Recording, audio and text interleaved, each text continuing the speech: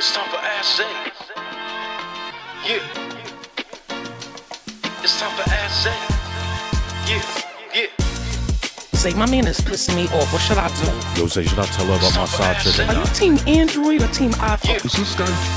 I need to know. Is he gay? It's time Is there for something Ask wrong Zay. with me if I go to therapy? Now, I know a few things, but I ain't no Oh psychiatrist. my God, Zay, am I nasty for f***ing on my period? Yo, y'all are It's time wild. for Ask Zay. Yeah. What's going on, everybody? It's your boy, Zay Moore, and I lied, right? I said I wasn't going to make this his own segment, but fuck that. This is his own segment. Welcome to the official Ask Zay show. What's good? What's going on? How you doing? Nah, but for real, though, I'm just excited to start this because I'm getting a lot of questions, more questions than I thought I would be getting, you feel me? And that just inspires me more because it just tells me that I really have solidified a strong following. And again, everybody in all the countries, all the cities where I thank you so much. And this is basically my way to give back, right? Y'all are listening. You got questions. I got answers. You feel me? So why not do the Ask Zay segment? So we here and we going to have some fun tonight getting some of these questions answered. All right. So it sounds like y'all are ready. So I'm going to dive into the first question. The first question is, hey, Zay, my boyfriend is a Trump supporter and I am not. It really doesn't affect our relationship romantically, but when we are having discussions, it does cause a bit of tension. How should I handle this situation?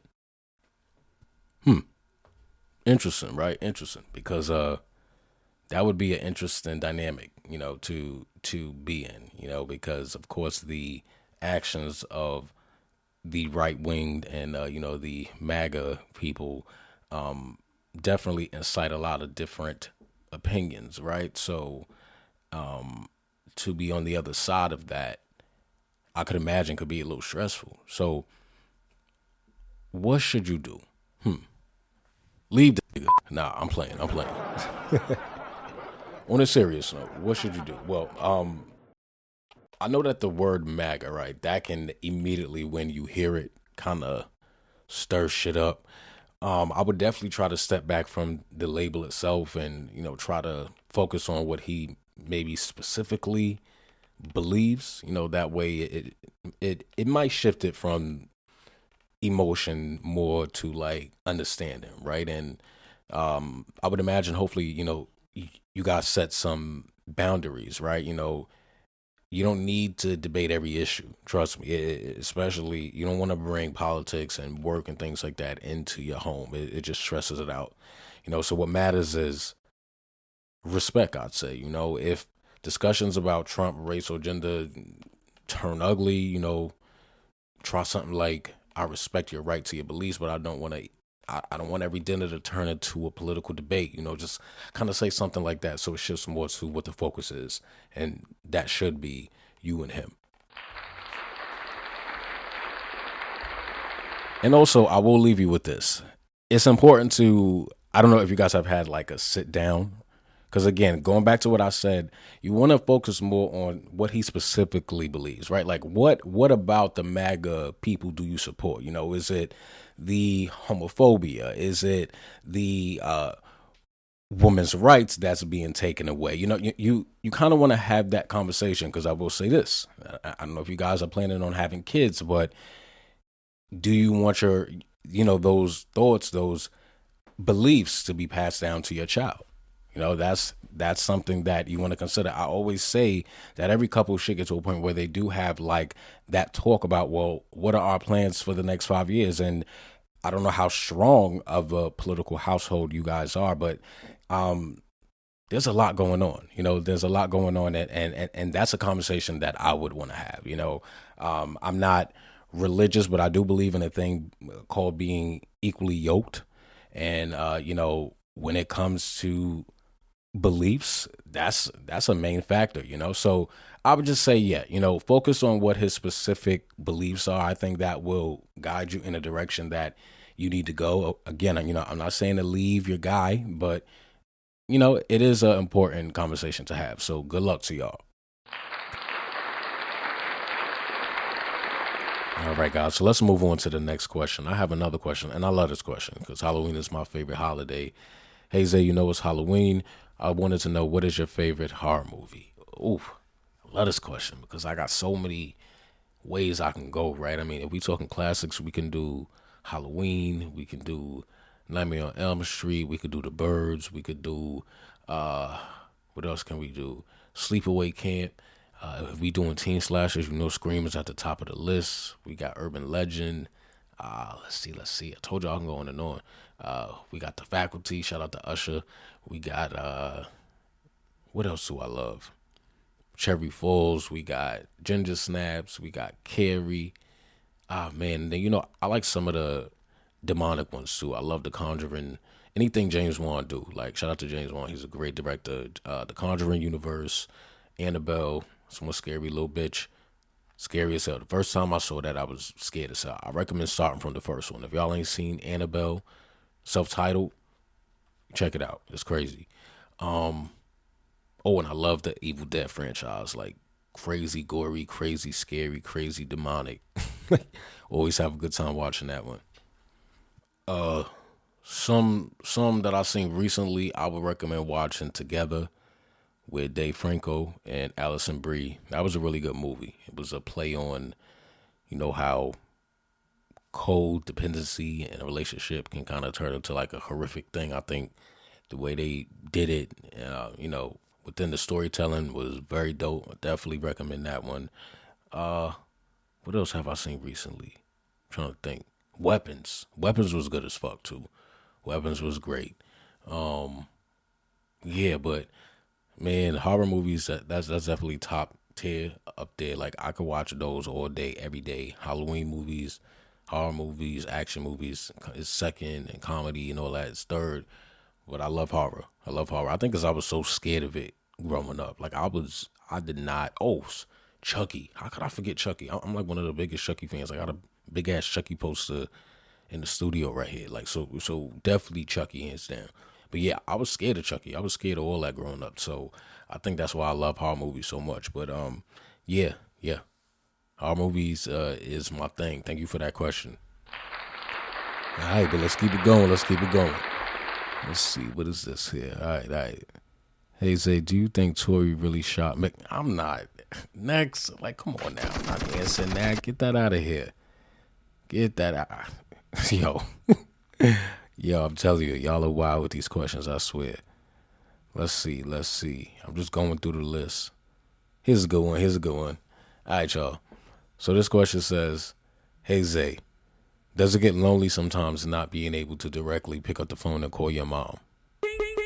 Quick answer. It did at first, but it doesn't now. After going to therapy, what I learned is, being the child, right? Because even though I'm grown, nothing changes the fact that two people procreated to make me. You feel me? So it took me a while to realize that there really was no duty of my own that I needed to do when it came to mending a parent-child relationship, especially when you simply just didn't do anything but exist, right? And you were abused physically and mentally for over 10 years just for existing. So for me, nah. I've actually found happiness in not giving a fuck, and that is something that took me a while to get to. So I don't say this to be harsh, right? And I hope that I'm answering this question fairly, if that makes any sense. But no, it doesn't bother me. And I say to anyone who, and this doesn't have to be just a family thing. It could be anyone in your life, right, who has done you wrong.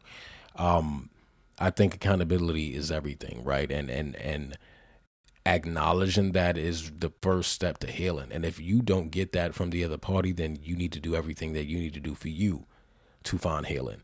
And sometimes that does include just Xing everybody out of the picture, and I'm at a point now where I don't really think any of my family wants to, like, there's this thing in families, and I don't know if it's in other cultures, but I can't speak for Black families. Unfortunately, there's this habit of sweeping shit under the rug, right? Not talking about it, not dealing with it, just sweeping it under the rug. No one wants to address the issue. And I've grown out of that. I've grown to want to address every issue so we can move on.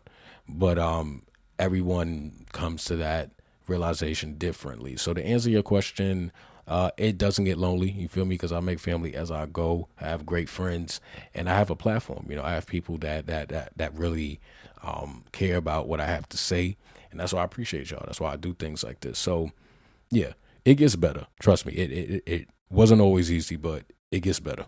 But thanks for that question, though. Thank you. All right. I think we got time for one more. One more, right? Let me see. Boom. All right, cool. I like this one. So this one is, what's up, Zay? I got a quick question for you, man. What do you feel about sex on the first date? You know what I'll say? I say get the cheeks, man. If they giving it up, get the cheeks. Get inside that shit and take it down. What the you talking about? Nah, I'm playing. Nah, but sex on the first date. I think it could be tricky, right? Because it depends on the maturity of the two people, right? We all grown. We ain't gonna act like one and dones don't happen, or one night stands isn't a thing, because it is. However, I think you don't want to get into the habit of making it a habit, right? You don't want to have sex on the first night with every person that you're going out with, especially if you're dating, right? If you're dating, you're like getting to know people, and it's that type of thing. I don't think you should be opening up your kitty cat, or you should be opening up your Slim Jim jaw, you feel me, to everybody that you say what's up to. I just feel like, for one, it's unsafe, and two, like, you don't want to be exchanging all those energies. Like, you really don't, So I mean, I don't scoff against having sex on the first date. I also think it's nothing wrong with waiting, right? If you want to kind of get to know someone on surface level first before you get in their guts, I think that's totally fine too. But yeah, I would just be careful about having sex on the first date if you're dating, right? If you're dating multiple people, getting to know people. But if you have an exclusive person you're talking to, and you feel that way, and you want to give her some cheeks, or you want to give up some wood, hey, go ahead and give it up. But just do everything safely, right? Do everything safely and in moderation. Even sex, you feel me? People just be going gung-ho crazy like Goku, Dragon Ball Z with the sex. Like, nah, everything should be done in moderation, especially if you dating. We got too many scratchies going on, too many cooties out here. All right, so to answer your question, I'm not against it, but I'm also not against taking your time, right? It's whatever works for you, whatever you feel comfortable doing, whatever you feel comfortable doing with that individual, right? So that's what I say to that. But hey, I want to thank everybody for sending in those questions. I had some fun answering those questions. Some of those I had to skip over because y'all just out of order. But it's all love and it's all fun. I want y'all to keep sending those questions in so we can keep having As Zay segments. You feel me? I enjoy this. It's definitely a nice break from covering all the politics and the bullshit that's going on in the world. So yeah, man, thank y'all again. Don't forget, send me some questions, man. NoCapZay@theZayMoPodcast.com. NoCapZay@theZayMoPodcast.com. Again, send me those questions, all right? Thank y'all for tuning in. Until next time, it's one thing and one thing only here. Peace.